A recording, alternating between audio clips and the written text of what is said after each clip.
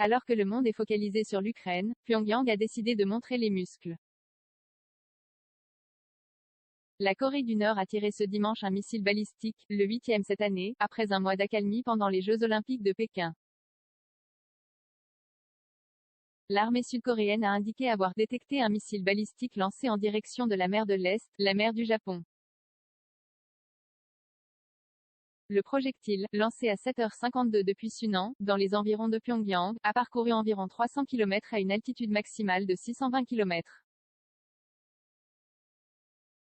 La présidence sud-coréenne a exprimé sa profonde préoccupation face à ce lancement survenant, au moment où le monde s'efforce d'arrêter la guerre en Ukraine.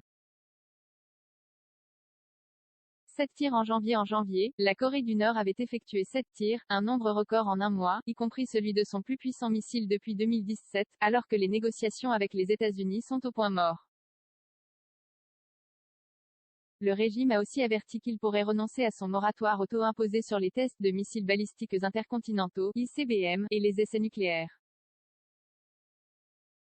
La Corée du Nord s'est abstenue de tout test d'armes pendant les Jeux Olympiques, peut-être par respect pour son voisin et allié chinois.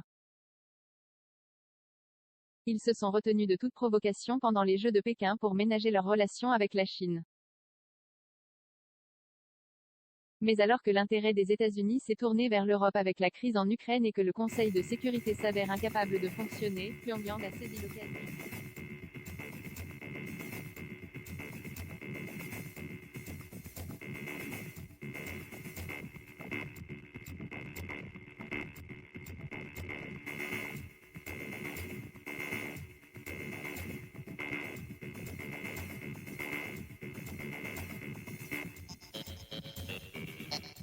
Alors que l'économie nord-coréenne pâtit des sanctions internationales et de l'isolement draconien que s'est imposé le pays pour se protéger de la pandémie, la force et la légitimité du régime de Kim dépendent désormais de tests de missiles toujours meilleurs, ajoute-t-il.